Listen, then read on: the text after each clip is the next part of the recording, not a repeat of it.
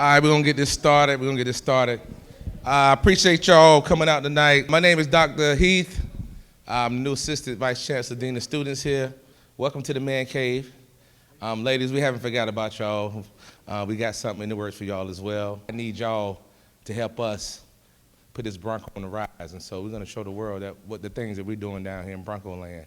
The Man Cave is really for us to bring in inspirational artists, talent, entrepreneurs. This brother's gonna give you his life story of what he wanna share, but I want this to be an intimate moment of truth. Chico Bean. Chico Bean, ladies and gentlemen, Chico Bean. You got a lot of energy, man. I like that, man. You got a lot of energy. The public defender suit on. I like that. You know, it gets you out of a RICO charge. How y'all doing? Man, it's always surreal for me to come to HBCUs because I remember sitting in the chairs that y'all sitting in. I went to Winston-Salem State University. I graduated from Winston. And when I say I look out now, it's like I'm looking into my past. It's amazing because I remember, you know, sitting in the chairs and being in the positions that y'all in. So thank y'all for coming out. I appreciate each and every last one of y'all. Born and raised in Washington, D.C. My father was murdered when I was 2 years old. So that's one of the first things that I had to learn how to figure out is how to, you know, live my life and go through my entire life without having 50% of the person that was responsible for me being who I am today, not being there. You know, saying coming up in D.C. in the 90s was rough is an understatement. You know, it was very, very rough. You know, my mother didn't graduate from high school, so she worked as a custodian and a security guard until she passed away in 2021 from COVID. So, you know, to say that I've been through a lot is, you know, that's putting it mildly, but I done been through just coming up in the city, you know, it was very active in DC in the 90s. It's a lot of violence, the school system was horrible. So it was very difficult for me not to become victim of those circumstances, which I did. I gotta be honest about the fact that I did. But even throughout me making the mistakes that I made, I was blessed to have a family who was invested in me. You know, I wasn't one of those kids that was raised with nepotism, if anybody knows what that means, where your family is gonna give you everything because they did it. Everybody in my family came up in the street, so it was really my responsibility for changing the blueprint of my family. But coming up, all of the realities of who I was and what my reality was wasn't hidden from me from my mother. I'm gonna be, you know, like I said in this, I don't know what you guys have done before, but this is gonna be a real conversation and I want y'all to ask real questions. Don't be ashamed or afraid to say anything, and I just wanna get that prerequisite before we move forward. But my mother always used to tell me when I was young, this is one of her sayings she would say to me all the time. She was like, I can't teach you how to be no man. You know, I'm a woman, I can't do that, but I'm still gonna teach you how not to be a. And that's what she used to tell me all the time, and that's what she did, because as a young man coming up in D.C., even when I was surrounded by all of the violence and the drugs and all the things that was even in my household, I still had responsibilities. I had to pay bills from the time I was 14. I got my first job when I was 9 years old, brushing people off for dollars at the barbershop on Georgia Avenue in D.C. because my mother told me I'm responsible for what you need, not what you want. So everything that I want, I was responsible for getting for myself. So I'd been getting my own money since I was 9 years old. And in doing that, they gave me a responsibility that I didn't understand then, but now as a grown man, I'm grateful for. But when I was young, I used to hate it because it's like all my friends is playing football and riding a bike and having fun playing tag, and I got to go to the grocery store and get groceries for the house when all my friends is having fun. And it's like, God, I got to walk with this cart again, Mom? How much is we eating in this house? I used to hate it, but now as a grown man, I realized that it prepared me for the world that you come into as a man. And, you know, I'm grateful for it, but back then I didn't understand it. And growing up, you know, I got my first job when I was 9. I got a fake work permit from my Uncle Ernie when I was 13 so I can get a job at Whole Foods Market. So I was a bagger at Whole Foods. And when I turned 14, going into high school, 14, going into 15, I jumped in the streets and started selling dope. So once that happened, I was always blessed to be good at whatever I did. Whatever I do, God always gave me the gift to be great at it. So I was good at it, you know what I mean? I followed directions well, and I did what I was supposed to do. But in 2002, my Uncle Reggie, who was like my father, was murdered. He was killed broad daylight, Georgia Avenue, very gruesome situation. And I actually watched him pass away in the hospital. And from that point on, I knew that the streets wasn't for me, because he was 10 times tougher than I could ever be. And if he go out like that, then I know what they got waiting for me. So at that point, I took some money that I had and paid for me and a couple of my homeboys to go on a college tour. And we went to every HBCU from DC to Florida. And I'm gonna keep it real. I went to Winston-Salem State and I seen 20 girls before I seen one. And I was like, this ain't that bad. This might be where I need to be. Now, that's honestly why I made the decision, but not knowing that it was one of the best decisions that I would ever make in my life. And I want to share that with y'all. I know it's tough when you're in college and you're dealing with all of the things that you got to deal with. Like, I'm sure everybody in here is broke, or if you're not broke, you used to be broke 2-3 days ago. You know what I mean? Like, all of those things that you're going through, as tough as it may be while you're in it, trust that being at a HBCU prepares you for life. It prepares you to move forward. And going to Winston-Salem State was one of the best decisions that I ever made, because I became a man in North Carolina. I thought I was a man before I came, but I really became a man in North Carolina. And you know, I went to college, went to Winston-Salem State, took me 5 years to finish. So if you're still here and you're a senior and you're supposed to be done in 4 and it take you more than 4, so what? I was a little slow too, but I did it. So don't let nobody make you feel bad about that part. I pledged the fraternity. I'm a member of Alpha Phi Alpha. You know, I had to, yeah, there you go. It's my man that was eating the Fritos early. You should have brushed your teeth before you came in. Smelling like Taco Tuesday, and it smelled like he ate at Chipotle, a whole joint. But, you know, I pledged the fraternity, and when I graduated school, I'll just start from my professional process. So I was a communications major with a minor in psychology. And I did my internship at the NBC affiliate, WXI 12 in Winston-Salem. And I would film the football games, the Friday night football games, all the high school games. I filmed all the games. So they told me I was gonna be able to get a job when I graduated. So right before I graduated, I went down to fill out the application to get the job, and it was like, you're gonna be making $6.25 an hour part-time. I was like, me, no that. Like, if I knew at that point that that wasn't for me, and I say that to say that don't be afraid to make that decision. Just because they tell you that you're supposed to be doing something or you're supposed to get a job somewhere when you graduate that's in your major, if you go and it's something that doesn't make you feel comfortable and you feel that in your spirit, say no. Don't go into it, because you'll end up wasting years that you could have been dedicating to yourself, giving it to somebody else, hoping that they recognize how good of an employee you are. So I knew at that point that if I'm gonna be poor and struggling, I'm gonna be poor and struggling, building my own legacy instead of helping somebody else build theirs. But I didn't know what I was gonna do. I just knew I wasn't doing that. So my homeboy Jerome was telling me, man, you should try comedy. You should do comedy. You should do comedy. And I'm like, man, I ain't never did no comedy. You know, I'm funny to the people that's around me, but you know, I watch comedy, but I can't be no comedian. And it was an open mic at the Greensboro Comedy Zone every first and second Thursday of the month. And he was like, we should go, you should try out. So I was like, all right, I'll think about it. I went home to DC. This was in July, right after I graduated college. So I went home in July, and for some reason, I told my mother I was going to my father's gravesite. I had never been before, 20 years old, never been before. And I went. And when I went, the lady, you know, was very nice to me. She took me and walked me around, and I gave her my father's information, and she walked me back to an old part of the graveyard, and then there was a whole bunch of grass, and she pointed and said, well, he looked like he in this area somewhere. And at that point, I was like, I hope I put these flowers on the right, because this is crazy. That was really my thought, but the reality of it was my father, whatever he had done in his life until the point that somebody took it, hadn't been enough for him to garner a headstone letting the world know that he existed. And not only could he not get a headstone, nobody around him could afford to get him one either. So at that point I knew I got to do something, because I can't go out like I can't be no patch of grass. So many of us have people in our families, people that we know, people that we grew up around, peers, friends, that's just going to be a patch of grass when they go. They're not even going to have enough money to get buried properly. So I knew that. I'm like, nah, I can't go out like this. I go back home that same day. I see my mother. She asked me how it was. I give her a piece of paper with my father's information on it. She immediately starts crying. I'm talking about boo-hoo crying. Like, this just died yesterday. And I'm like, Mom, what's wrong? And she was like, his information is wrong. He didn't die on this day. They got his information wrong. Mind, this man died in '89.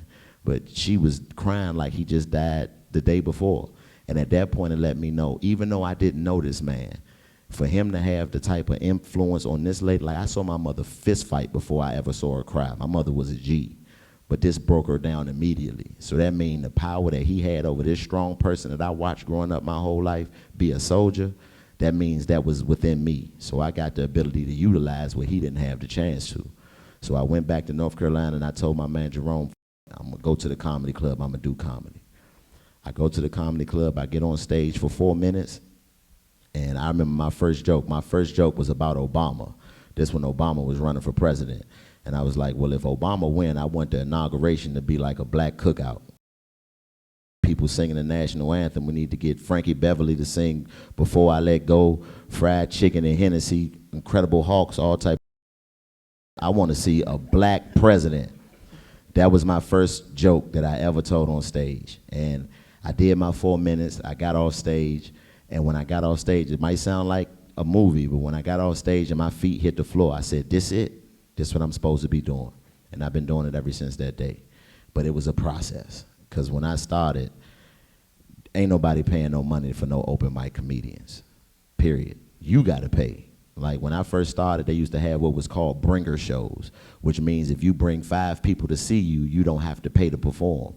When I tell you I couldn't get 5 to come see me ever, nobody could make it, ever. I would have to pay $25 every time I perform. And I had a job working as a qualified professional. I don't know if anybody knows what that is, but that's when you work with people who have mental disabilities and substance abuse. With my minor in psychology, that's what I did to pay the bills. But I wasn't making no money for real, but I knew I was chasing my dream, and I just didn't want to, you know, be out here not having enough to pay what I was responsible for. Because like I said, I've always paid my own bills. I've always been responsible for myself, so I at least had to have the money to be able to pay my rent every month. It was rough, but I had to do it. And throughout that process, man, getting to the point where I got on Wild 'N Out, which I'll talk about next, I would drive 5 hours to shows, get paid with a Heineken and a handshake. Sometimes I don't have the money. I would have to sleep in my car from times and get up in the morning and drive straight to work after doing the show for $0. So you gotta really love what you're doing if you say you're gonna do it, especially if you're not working for somebody, which is totally fine. But if you're gonna be an entrepreneur, you better really love what you're doing, because there's gonna be a lot of days where you not gonna have nothing but hope and hunger. That's it. And you're gonna hope that somebody give you some food, but it's all hope. But if you really love what you're doing, you'll be able to push past that, as I was. So I had a friend of mine who went to college with me at Winston-Salem State, which is another benefit of going to a HBCU. But the reality is the biggest thing that you do here is build relationships. That's the biggest currency that you have. When you leave this school, no matter what fraternity you in, no matter what club you was in when you was in school, no matter how popular you were, the relationships that you build is what's gonna carry you into the real world. So she went to college with me, and she was Nick Cannon's assistant. And Nick was doing this thing called a Fresh Faces, a comedy show, right? And this was in 2010. So she invited me and my boy B-Dot up to do the show. So when I went up to do the show, I go to the comedy club. It was at Gotham Comedy Club in New York City. I walk in the club.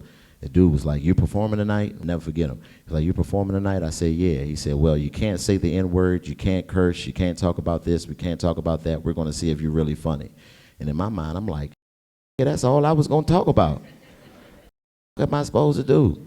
So I'm so nervous. Like, I'm like, as just nervous, to say the least. I mean, ridiculously nervous, because I know this is a big opportunity. I'm about to perform in front of Nick Cannon. So I go outside and I redo my whole set. In my creative process, I don't really write stuff down. My brain is a little different. I just walk around and talk to myself and get it together. So as I'm standing outside walking around talking to myself, Nick Cannon pull up. He go in the club, see me outside talking to myself. Now, of course, he just thought I was some crazy New York outside talking to myself, which you see a lot in New York, so it's not rare. So I did my set, and I came off stage, and Nick stopped me. I'd never met him before. It's my first time ever interacting with him. He stopped me and said, "Hey, man, was you just outside making all that shit you just said up just now?" I was like, "Yeah." He said, "Man, I'm around some of the best in the game. They can't do what you just did. Keep pushing." So I was like, I got that level of motivation. The next day, he invites me out to an amusement park. He's doing some event at the amusement park. So I go. Now, mind you, at this time, ain't no Chico Bean. Nobody knows who I am. I'm not even remotely close to having no fame. But I'm walking around with one of the most famous black people in the world, for real. And we go to get on a roller coaster, and I remember, and this is another decision that you all have to make at some point in your life. It's going to come a point, a crossroads, where you have to make a decision as to whether or not what you're doing is what you really want to do. It might take a year, it might take 10, but at some point you're going to come to that crossroads, and you're going to have to say, this what I'm doing or this what I'm not doing. And I saw all of these people just jumping over the rails. Nick Cannon, oh my God, I love you so much. People going crazy, and the little lady on the speaker, please don't hang over the rails. It's chaos. And in my mind, I'm like, okay, if I want to be successful, then this is going to be my life. Do I want to live like this? Can I live like this? Can I go somewhere and not be able to enjoy myself because people is trying to rush and hang over the rails to take pictures with me? And I was like, yeah, I can do it. I can do it. So at that point, I had a different level of motivation for what my dream was. I had a real direct, something like this. I was able to see somebody who was doing it and apply it to myself and say, okay, I can do this based on who I was. And fast forward 2 years later, I'm looking on Twitter. I'm still doing comedy. We started a comedy group in North Carolina called the Freestyle Funny Comedy Show. Myself, B-Dot, who was on Wildin' Out, Darren Big Baby Brand, who was also on Wildin' Out, and my boy Drinkins, who travels with me on the road now. So we was doing shows at colleges all across America, going to NACAs. Do anybody in here know what a NACA convention is? Well, a NACA convention is where the school, Fayetteville State and every other school in America, they send a representative to this convention to pick y'all talent for the year.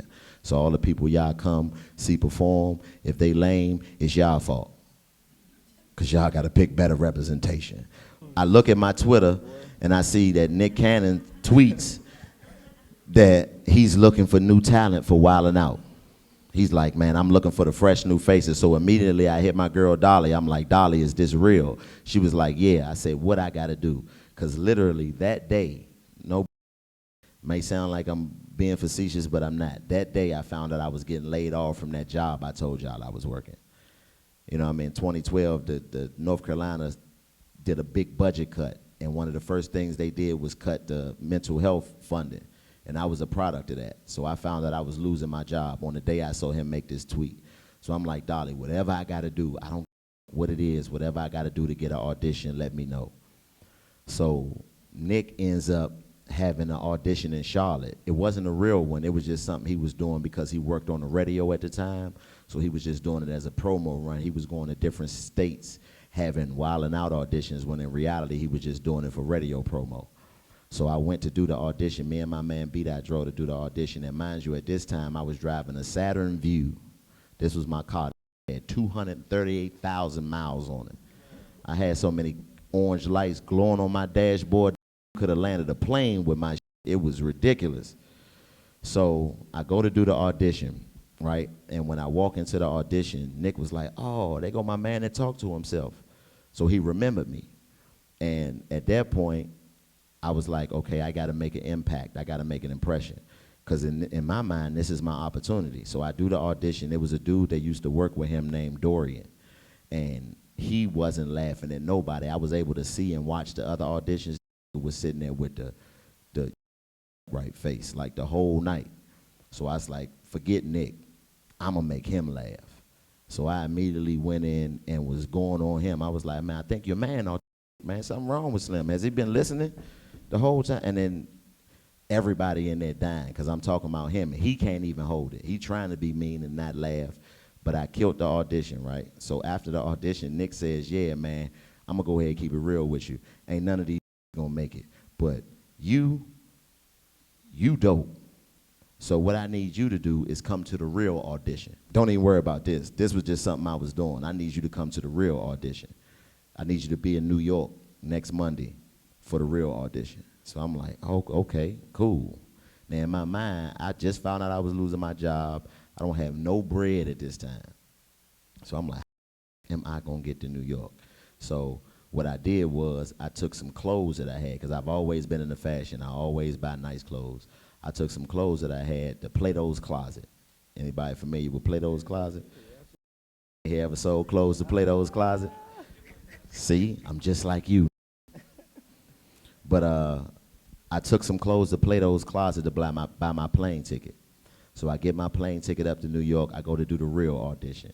And when I walk into the real audition, I remember saying, I'm like, I appreciate y'all for thinking I did well enough to have to come do well again. Thank y'all. I do the audition. I kill that audition. Before the audition is over, and mind you, I'm all the way out of luck. I ain't got no more flash to sell. I'm thinking, this it. At the end, man who worked with MTV was like, hey, you remember that joke you made about being good enough to have to come do good again? I was like, yeah. He was like, great joke, because you're going to have to come be good again. We need you to come back to New York next week. You made it to the next round. Now, mind you, I'm excited for making it to the next round, but I'm like, am I going to get another plane ticket? So I remember going back home, and I went to my rental office lady, and I told her, I said, you know, her name was Miss Lewis. I said, Miss Lewis, I got a great opportunity. If you just let me pay my rent late one more time, I promise you, just please.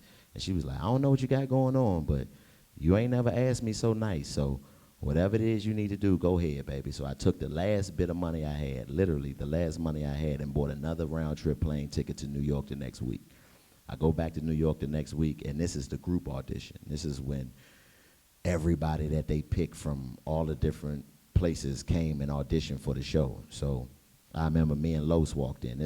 Me and Los knew each other prior, but when he saw me and I saw him, he walked up to me and was like, man, I don't know what the rest of these is getting ready to do, but we straight.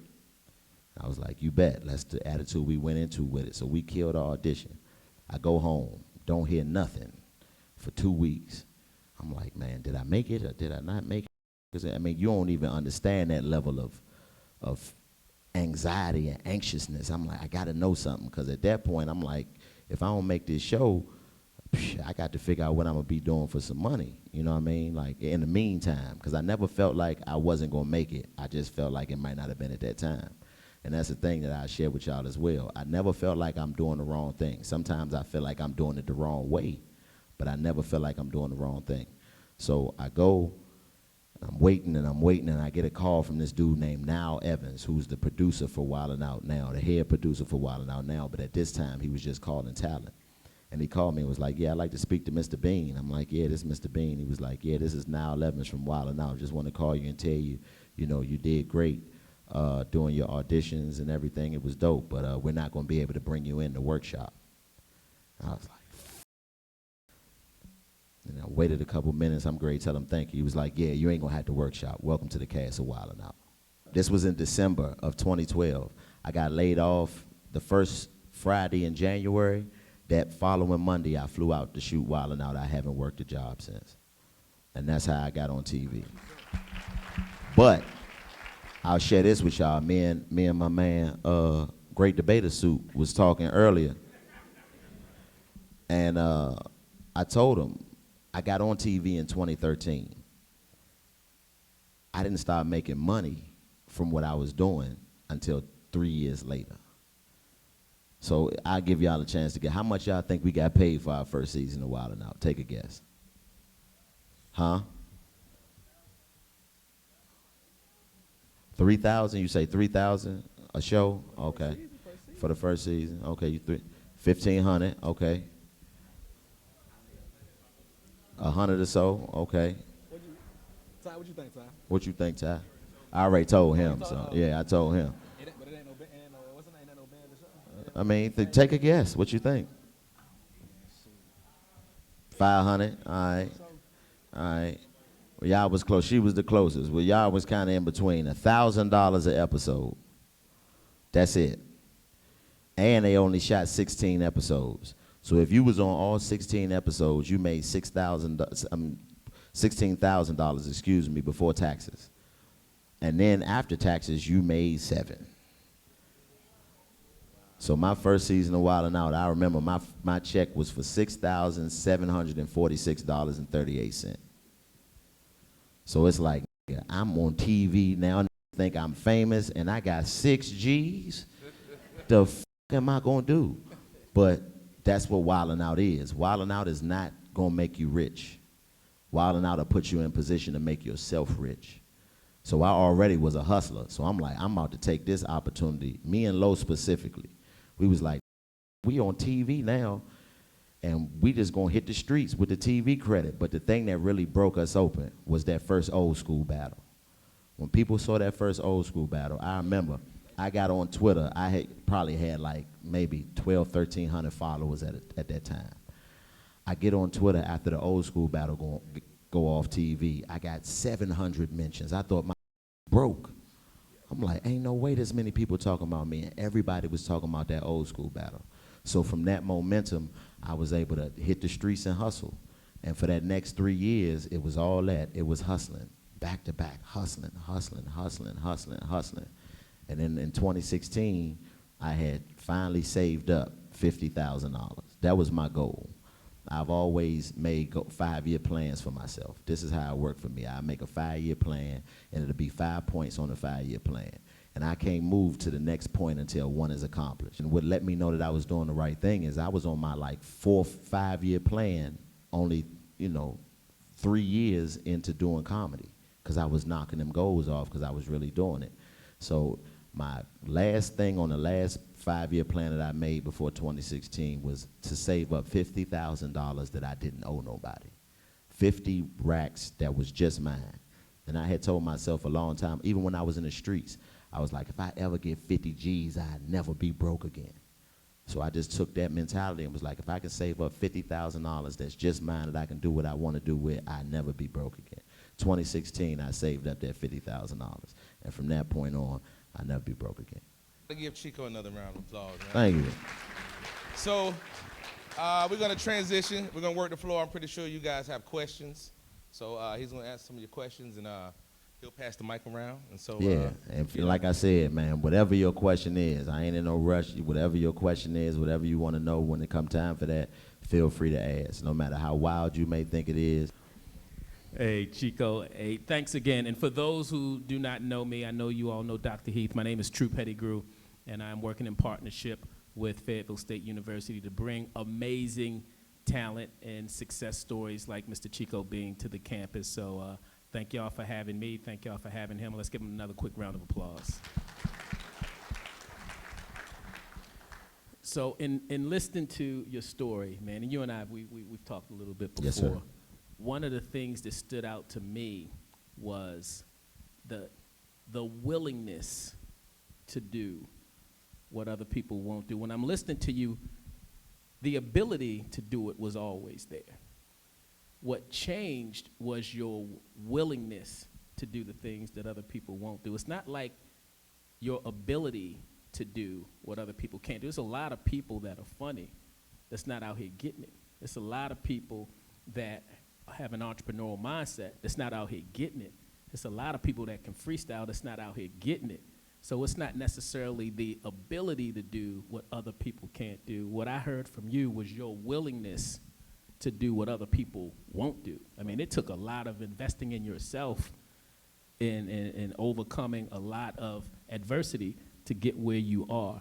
Talk to me a little bit about, was that an intentional decision, or is that just the way that it worked out? It's like, look, I got to do the things that other people aren't doing to get to where I want to be.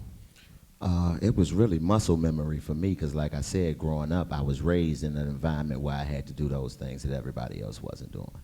Like having to, even like I said, I had a job when I was 9, a real job, so not only did I do things that most people weren't doing, I also got to see the results of what comes when you do things that everybody else wasn't doing. I share a story with you. When I was I think I was like 11 at this time. I had been working at the barbershop for 3 years. But I had made $60 one Saturday, $60 in ones, which for a 10-year-old nigga, I'm big meat. You know what I'm saying? So I go I go home and the ice cream truck come. And I never forget this. I'm at the ice cream truck, literally like Big Meech, what you want? What you want? Let her get a pickle. Let her get some sunflower seeds. Nah, you ain't buy me nothing. When the truck came that one time, I ain't getting you nothing. I went in the house with $5. Mr. Pope, who was responsible for me, called my mother, which I didn't know, and told her I made $60. So I go in the house with $5. She was like, where your money? I give her $5. She was like, what the fuck is this?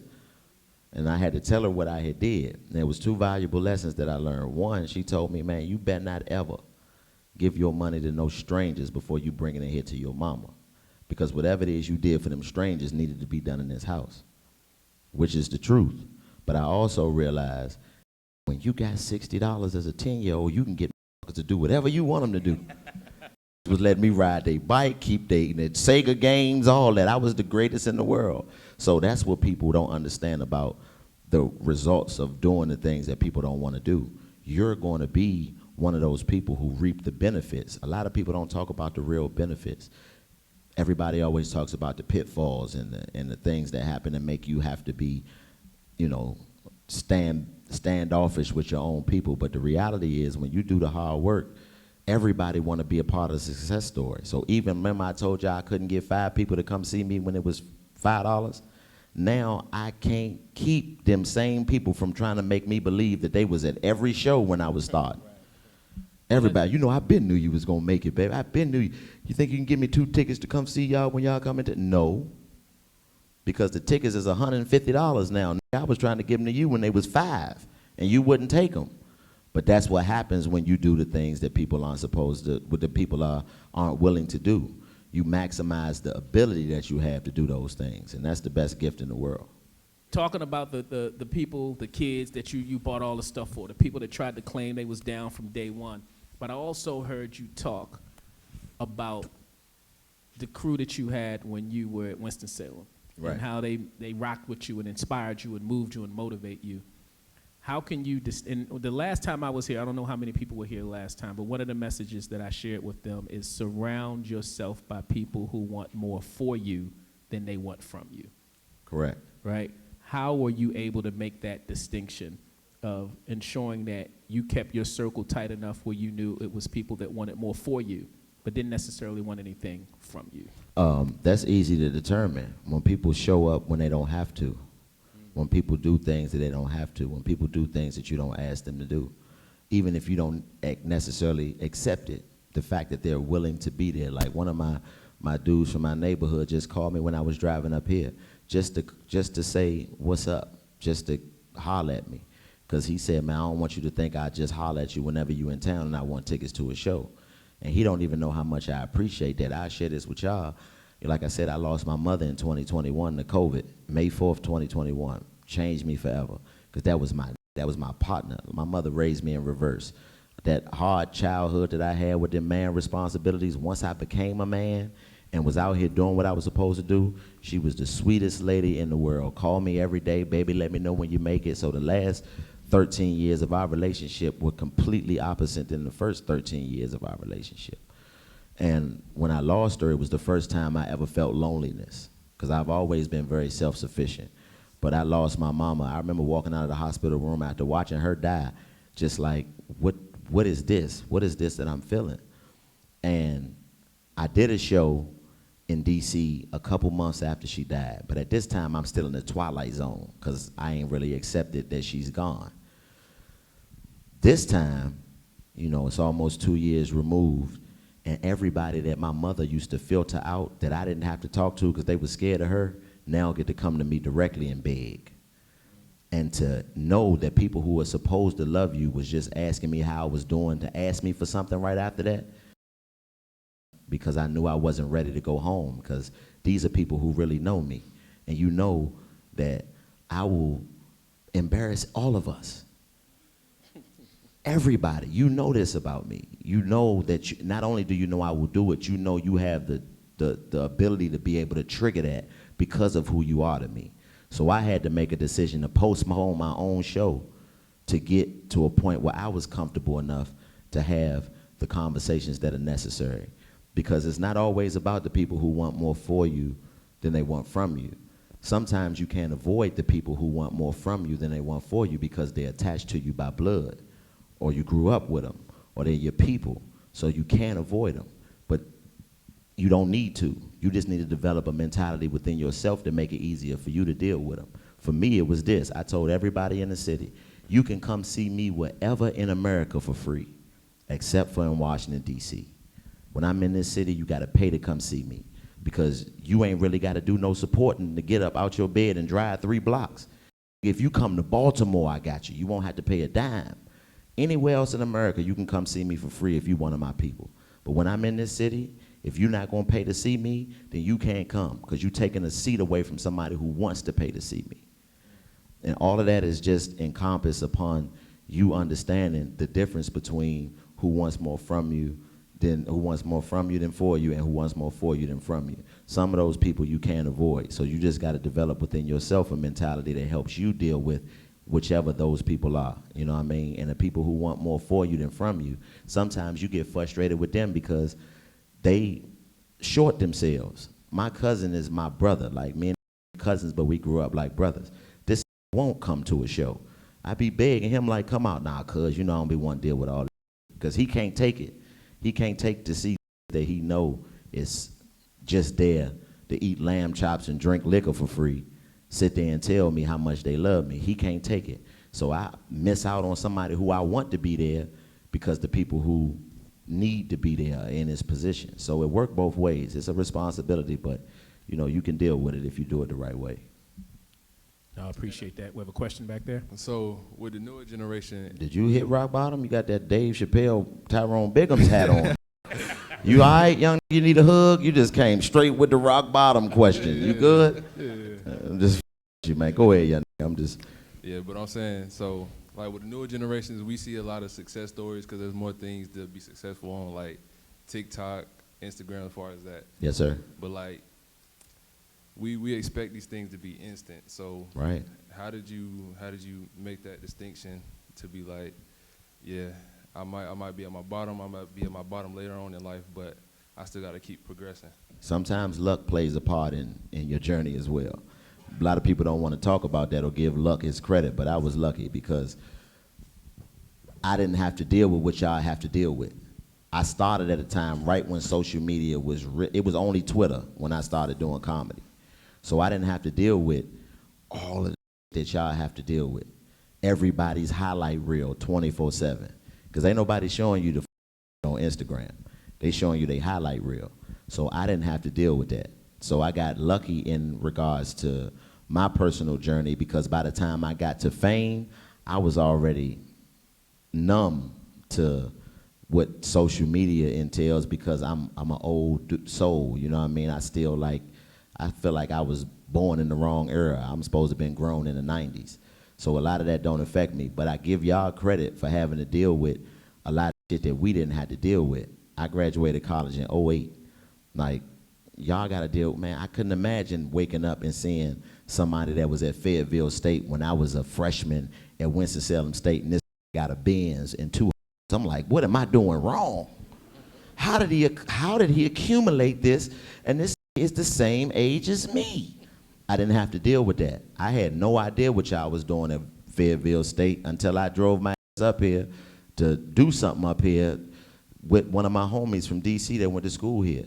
But even then, I'm only here for a day or two, so I don't get to see who really winning on campus. Y'all got to deal with all of that. So my advice to you is to understand that most of that shit is a facade. I'm really around most of the people you think are successful. I'm telling you, they not. I live in North Carolina to this day. Everybody, when I first started doing comedy, told me, you got to go to LA. You got to go to New York. No, you got to go to LA or you got to go to New York. I'm not going up there to live in a microwave and hope. I'm going to stay right here in North Carolina where the money that I make is good for me. And whatever doesn't come from me not being out there ain't for me to have, and I'm okay with that. That's the part that you got to accept. You got to accept that whatever it is that doesn't come from you being invested into a fake world ain't for you, but everything that is for you is yours. I tell people this all the time. All your blessings got your name on them. I can't have them, your partner can't have them, can't nobody have your blessings but you. But if you don't follow your journey, then your blessings just gonna lay unclaimed. And it's just gonna be a bag of blessings with your name on it that can't nobody reap because you decided to walk a different direction that you were supposed to be walking in. And social media make you walk that different direction. True story, this is influencer. I won't say who it is, but she got like 6 million, had like 6 million followers at the time. She got more now. I thought she was rich until I went to her apartment. She ain't had no kitchen or no bedroom. I'm like, this ain't even a Section 8, this is Section 6. You missing 2 sections. True story. But y'all will never see this, because if I show you the Instagram, it's Bahamas and Tulum and Bentleys and Mercedes-Benz logos and all of that. You sleeping on the floor. Now, of course, I mean, I was still over there because, you know what I mean? Like, this is just to give you an idea how people really living. This is somebody who you, I'm sure, all know, super influencer, offered me something to drink and bought a Dr. Thunder out there. I'm like, man, I'm not drinking no Dr. Thunder. I got acid indigestion. You trying to kill me? What's wrong with you? But this is somebody that y'all, especially the young ladies, y'all are under even more pressure than the men, because y'all have these constant visuals of what you're supposed to look like. And as men, we don't understand that us continuously double tapping these pictures make you feel like that's what we really like and are into. But that's not the case. And usually when a woman go get her body done and that's her greatest asset, that's all she has to show. So don't think that that's what is really winning. Because if you really knew what they was really out here doing, you would get a job at Walmart. No, today.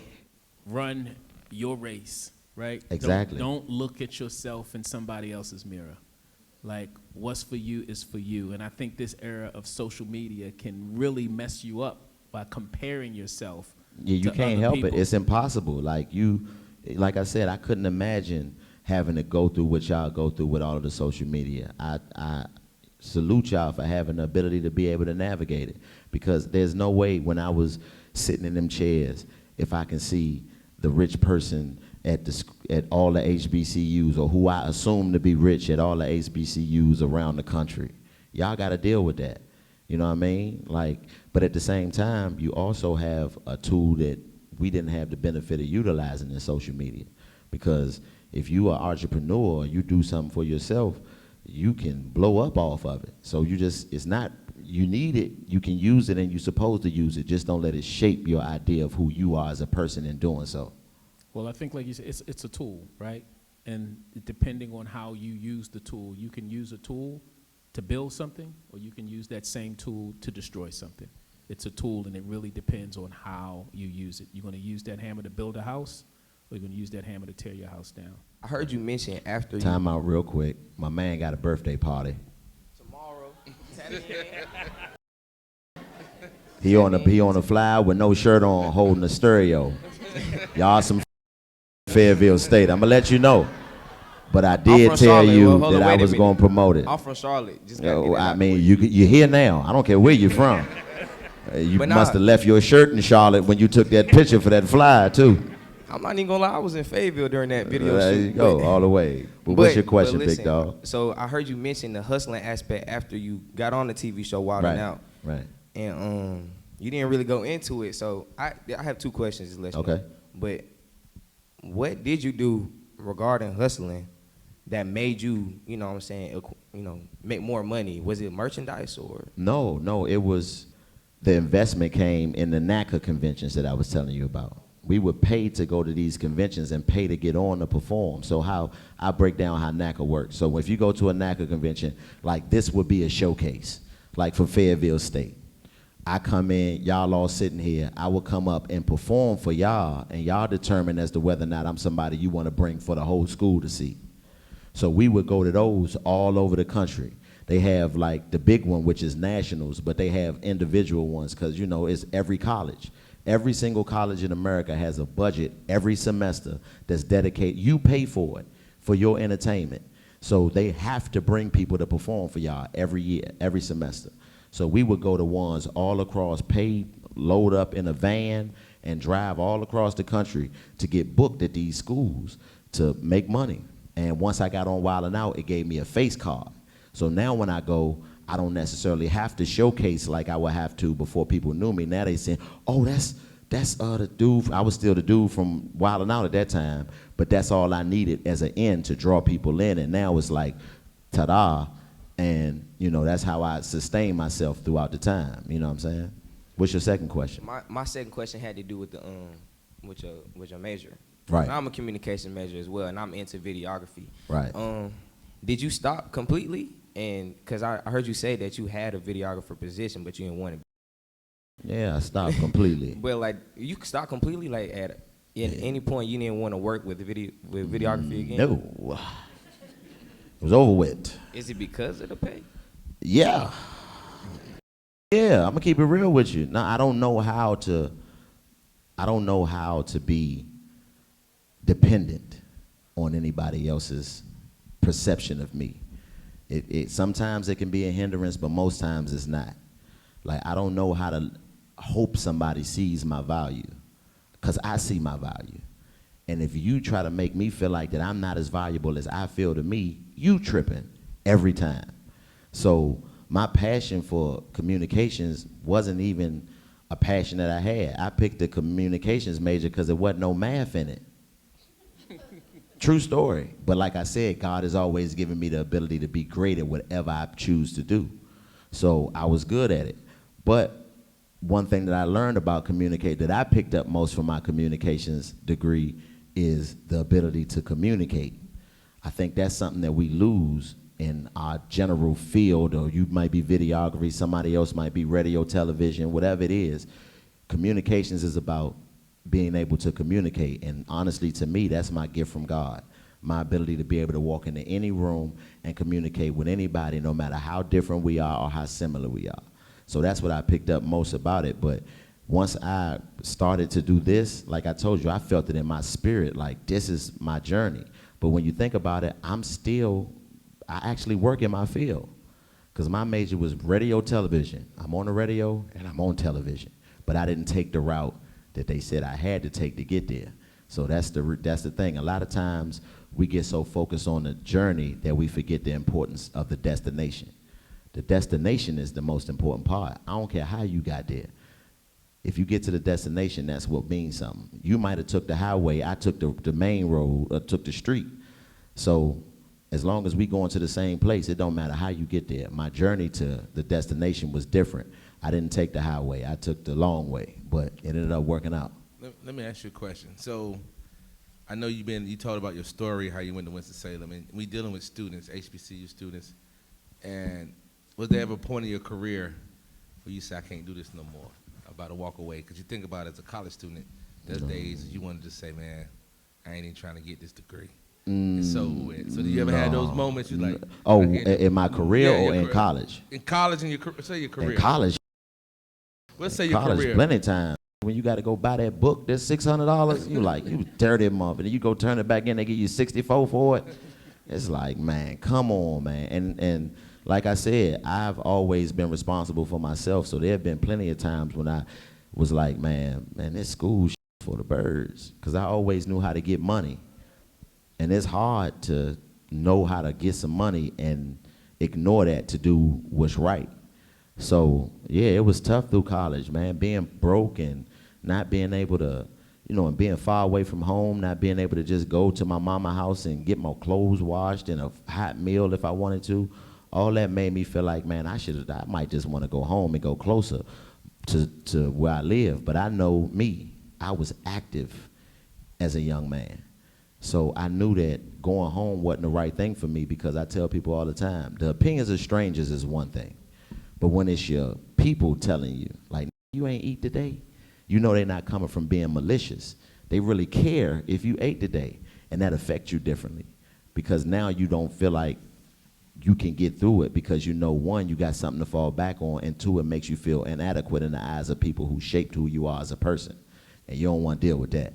So I knew throughout the time that I was doing everything that I've done that, I got to push through rough patches. And I've done that. But in my career, like I said, I've never felt like I wanted to quit doing comedy. I just have felt like, man, I ain't doing it the right way. I need to pivot and change my direction, but I still go through that to this day.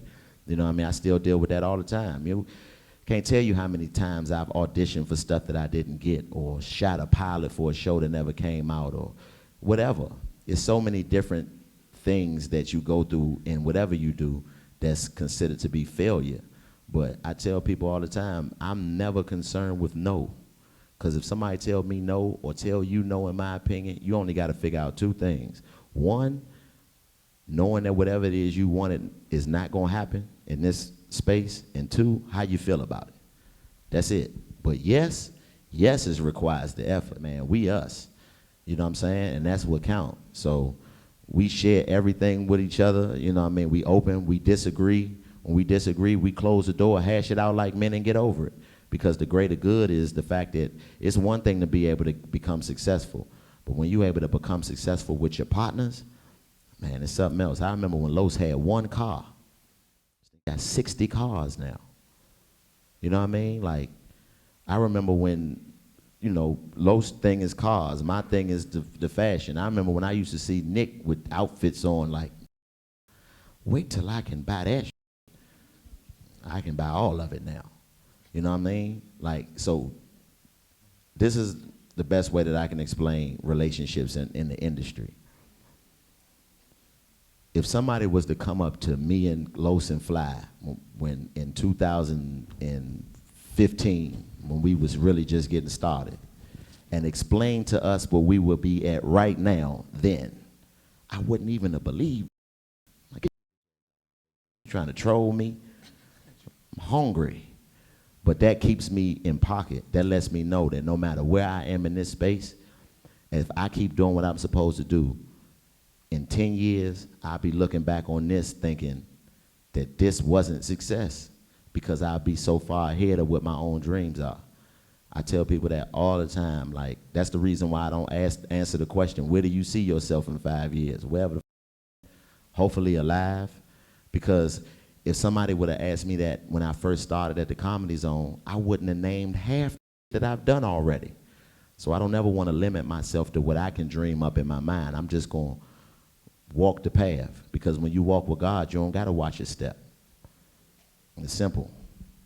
So I know you were talking about how before you got into comedy, you just kind of feel like you couldn't, in a way.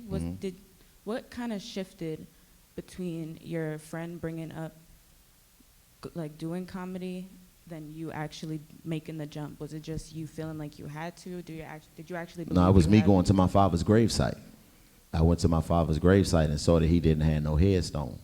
And that meant that whatever he had done in his life, like I said before somebody took it, hadn't been enough to get a headstone. So it's like, at that point I knew, it just was a feeling that came over me, like it was like him speaking to me, like, Slim, use this I gave you. I didn't. I wasn't able to. God snatched me away from here before I was able to. It's your responsibility to do something with this, because you know, it's wasted. It's a wasted gift. We all have genius level something within us. I don't care who you are. Every person has a genius level ability within them. You just have to figure out what you're a genius at. And at that point, I knew God didn't let him figure it out. So I'm not going to waste no time playing when it comes to me. So that's what made me say, F it, why not? And if it didn't work, I'd have figured something else out. But that's really what motivated me, was going to my father's gravesite for the first time. Do you feel like you, like, choosing communications as your major and then ending up in comedy is kind of like a full circle moment? Because comedians, like, you have to be really talented as far as being able to reach people. Mm-hmm. So yeah. And at certain times, I was trying to go in every direction. I thought, if you would have asked me what I wanted to be when I was 15 years old, I'd have told you the greatest drug dealer of all time. I want to be the richest, and I want to be a cash money millionaire. 2 Rolex watches. You know what I mean? That was my goal and dream at that time. Even though I had the intelligence to know better, that's what I wanted. But once I started to walk this path, I realized, oh, shit, God has been preparing me for this the whole time. And getting to a point where I'm on TV now, I just went back to Winston-Salem State and did the same thing for the communications department in my school. And they showed a video of me when I used to host the Ram News, the news station back in the day. And I looked at myself then and thought, man, I really thought I was going to be a newscaster.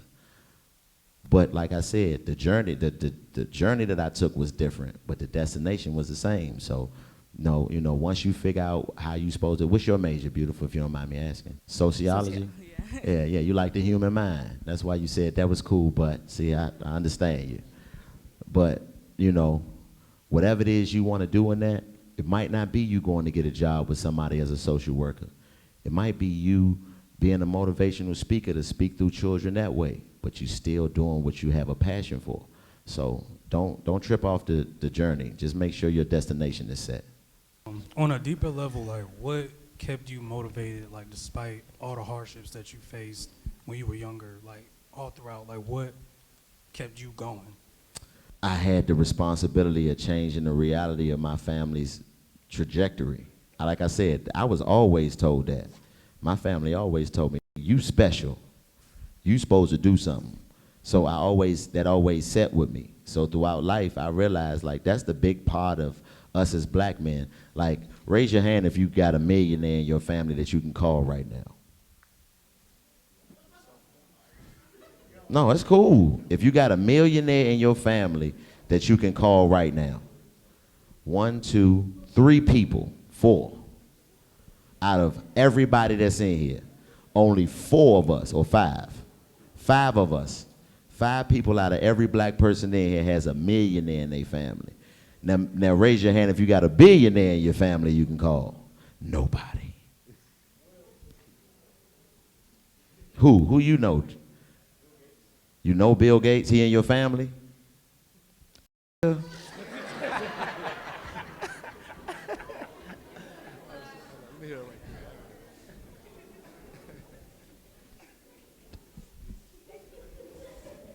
Can't believe you just said that shit out loud, Big G. You're a bad man. You need to whoop his ass for making him have you out here like that, bruh. But I say all that to say, a lot of us don't have the blueprint. And even if you do have a millionaire in your family, that doesn't necessarily mean that he's willing to give you the blueprint of how they got the $1 million. So a lot of us have the responsibility of creating it on our own. So that's what kept me motivated, knowing that I have the skill set to be able to really change the last name Bean. I'm hustling for the pitch over the fireplace. That's what I tell people all the time.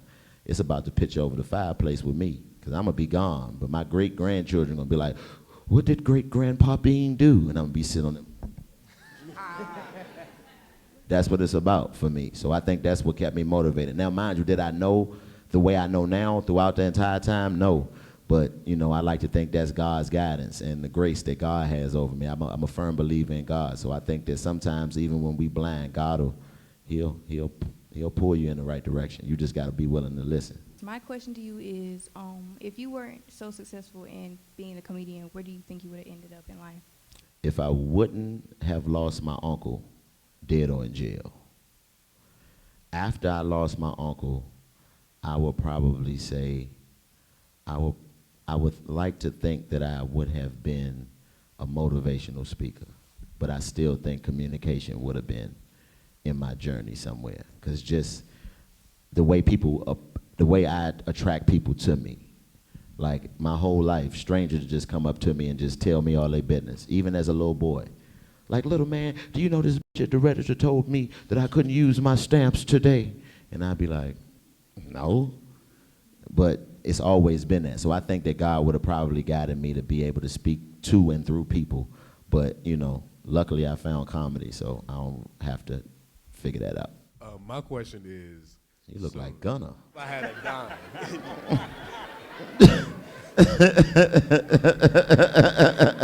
Am I tripping?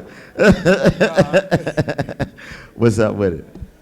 So you said for your personal journey, you said you wasn't probably going to go to like LA, New York, those places, because that's not your journey. Right. So for that being said, you know that this is what you wanted to do, and this is the direction that life and wherever that you believe, you know, it put you in that direction. So where would you say that you went, like as far as opportunities? Like, I know I have these skills, I just need to show it to the right person. Like, where would you say that you went like, who are the right people? Nick Cannon was a very pivotal one. My mother, man, my mother was the biggest supporter that I can ever have. Like, it didn't matter to me what nobody else thought about what I was doing. As long as she was cool with it, then, you know, it was on and popping. As long as I had her support, it was on and popping. So I would say my mother, Nick, and then I would probably say just not people, but places. Like Memphis, Tennessee. That's the first place I ever sold out a show.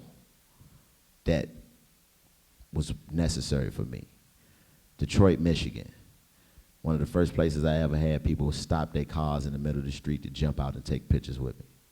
Like, so it doesn't necessarily have to always be people. Sometimes it can be situations that give you that same motivation and let you know. So for me, I would say, as far as people, I would just say my mom and Nick, as far as the importance of, you know, seeing the ability and being able to do something with it.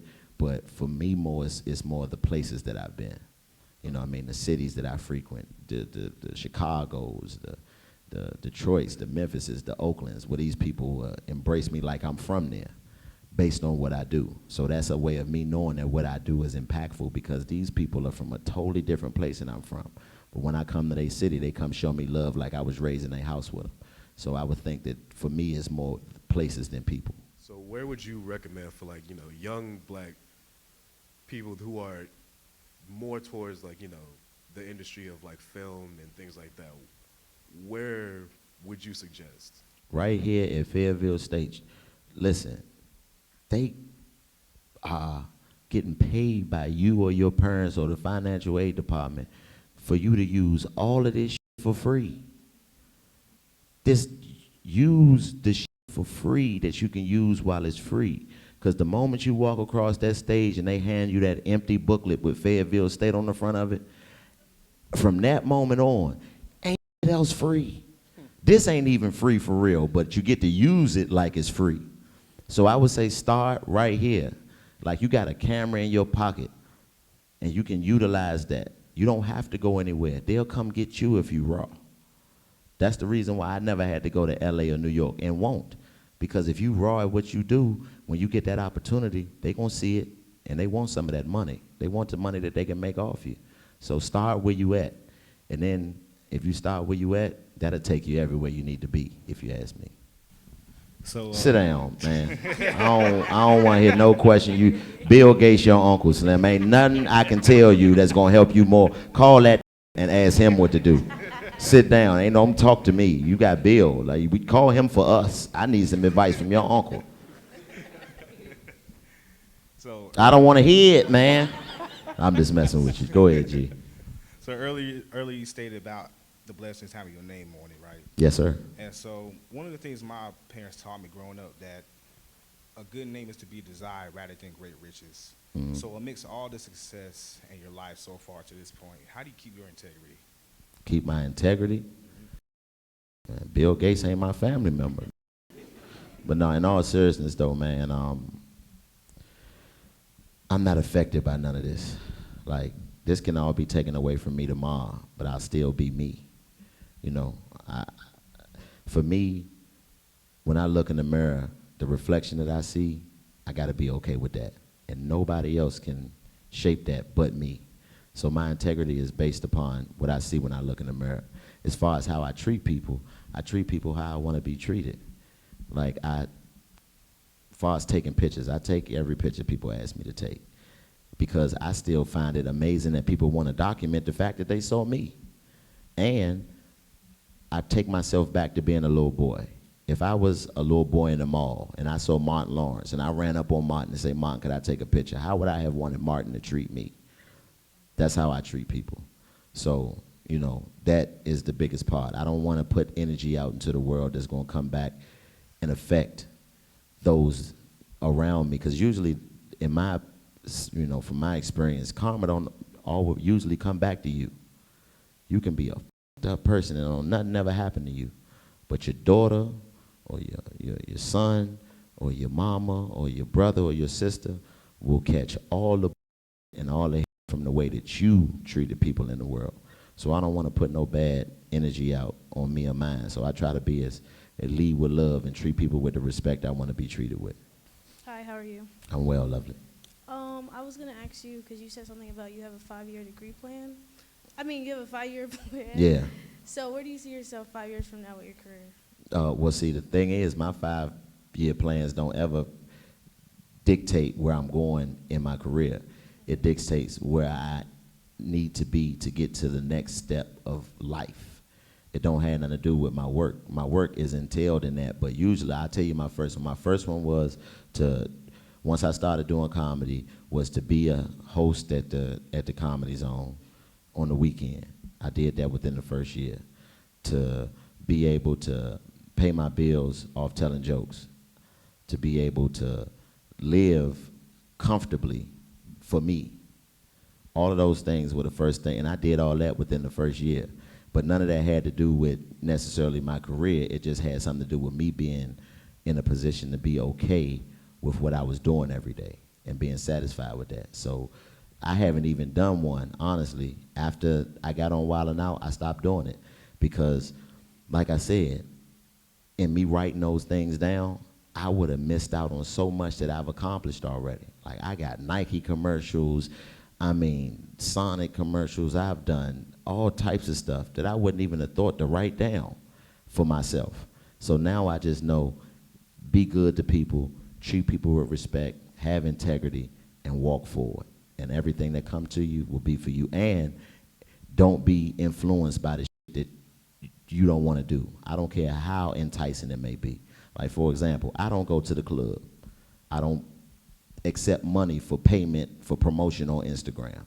I don't care how much, you can't pay me to post you, because that's not something that I do. And I'm not influenced, no matter how great the opportunity may be in the moment. I know in the long run, because I'm going against my own energy, it's going to affect me negatively. So I stay in my box, I stay in my bubble, and that's it. That's what is the biggest thing that I do now, is just making sure I don't fuck with what I don't fuck with, and fuck with everything that I fuck with as much as I can. Why do you think the destination is more important than the journey? Because I see you naming all these experiences that are shaping your journey, and the outcome of where you want to be at the end keeps changing. So why do you think that? Destination is not the final destination. To me, the greatest gift that God has given us is the knowing that one day we will return to sender. And in that process, you get a date at the beginning, you get a date at the end. That dash in the middle, that's on you. So the destination is most important, is more important than the journey to me, because the destination is where you park and gather yourself and accept the things that you've been able to get from taking a journey just to get back in the car and go on a whole nother journey to another destination. So it's the journey constantly changes. The destination is the same as far as what you want for yourself. Those things can change as well, don't get me wrong. You can want more for yourself as you start to progress, because I tell people all the time, when you get to a level of success, it doesn't do anything but give you a better view of what you could be doing. But at the same time, as long as you know what you want in the end, and like I said, I'm hustling for the picture over the fireplace. So as much shit as I can do to make my picture that much more grandiose, like this, as much as I can do, I don't care what journey I have to take to get there, long as that picture is on the end of the fireplace when it's all said and done. And that's what I mean. The destination for all of us is the same. We all gonna die one day. That's guaranteed for everybody sitting in this room.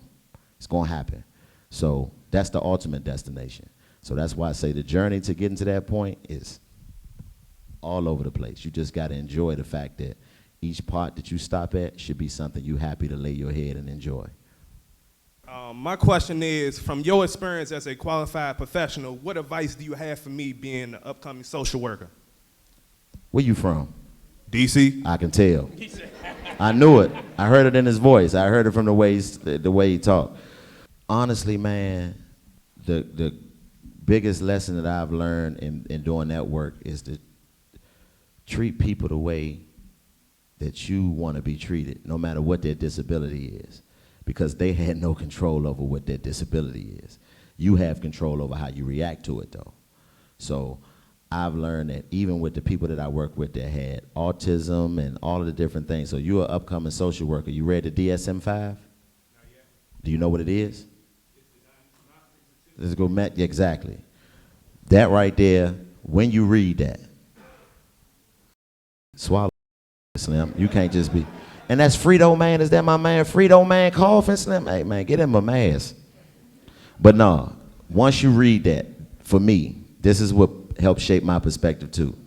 When you read that book, you will be diagnosing yourself with all types of different disorders. You like, I got this, and I got this, and I got that. So it make you realize everybody got something wrong with them. You know what I mean? And I'm joking, of course. You thought I forgot? Nah, I'm still on you, Slim. But everybody doesn't get the opportunity to learn that. But you having a job as a social worker is your responsibility to learn that. So when you read that book and you start to see all of the mental disabilities that are classified that you have, it'll make you a little bit more sympathetic to the people you're supposed to be helping. You mentioned that your father passed away early on, and then you mentioned that your mother passed away in 2021. Yes. My mother passed away as well in 2021. I'm sorry to hear that. Not only that, there's other students who don't have parents right now because of their loss. Right. And I just wanted to ask you, like, how did you get through that? Because when you said you felt lonely and the emptiness, like, I felt that. Yeah, I haven't got through it. You'll never stop missing your parents. You know what I mean? I didn't even know my father, and I know that I had something that was missing. Now, I do say that in me not having my father, it was a blessing in regards to me not having to live up to whatever his standard for me was. So I was able to do what I wanted to do. But as far as my mother goes, man, I just got back from Africa. I had to go to Africa just to clear my mind and start the grieving process. My mama died in 2021. I realized I hadn't started grieving her yet. So it's a lifetime process. You never not miss the person. So I don't think it's something that you get through. I think it's something you learn to cope with. You just develop more effective coping mechanisms. So whatever it is that you need to do to, start to cope better, and honestly, be okay with separation. Sometimes you just gonna want to be by yourself and cry because you miss your mama, and that's okay. You should be able to do that. And anybody who can't accept that you needed to do that is somebody you don't need to have around you. So just, from my experience, I still go through it every day. Some days are better than others. Like today I woke up and just was missing my mama heavier than I was yesterday. And that's okay, because for the rest of my life, that's what it's gonna be. You know what I mean? I tell people all the time, the book of my life with my mother in it and the book of your life with your mother in it has the end on it. You can't add no more chapters. So sometimes the best thing you can do for people like us is go back and read the book and be appreciative of those memories that you've established, because you can't add no more. And if your mother's still here, appreciate the fact that you can still add chapters, because if the circle of life go the way it's supposed to, one day you're gonna have to put the end on your book too, and it change you forever. So just accept the fact that, it's gonna sound harsh, but you ain't gonna never see her again. She's out of here forever. And once you accept that, then you realize that everything, life ends, memories don't. You know what I mean? Death is a problem for the living. Your mama ain't got no more problems. She ain't got no more issues. She ain't got no more struggle. She ain't got no more pain. She'll never have another headache. All of those things are for us to deal with. So appreciate the fact that, one, she don't have to deal with that no more. And as crazy as it may sound, her dream came true because she left here before you did. As tough as it is for you to lose your mama, you couldn't imagine what it would have done to your mama to lose you. So accept the fact that it went the way it was supposed to go, and just figure out how to cope with it, baby girl. Thank you. You're welcome. Hey, look, y'all, round of applause for Chico Bean. Come on, come on. Round of applause. Hey, look, man, your story is one of resilience, perseverance, and purpose, and I hope that you all got something out of this. And the one thing that I got out of this, and I truly hope you all got something out of this man poured a lot of insight into y'all, so hopefully y'all took it, is never give up, right? You may have to change the approach, but never give up on your dream. Hopefully, brother, your story, your journey is amazing. You know, I know we all got our own journey, our own story. I'm definitely going to hear back from us again. We're going to invite you back yeah, out, I appreciate you know that. I mean? You So, better. You got on that turtleneck Martin had when he got lost you. the CD player. Remember when Martin lost the CD player? Don't nobody know nothing. I got That's you, that man. right And there. so what we have here tonight, a lot of people came in because they follow you, they believe in what you're doing. You inspire somebody tonight, I can guarantee that.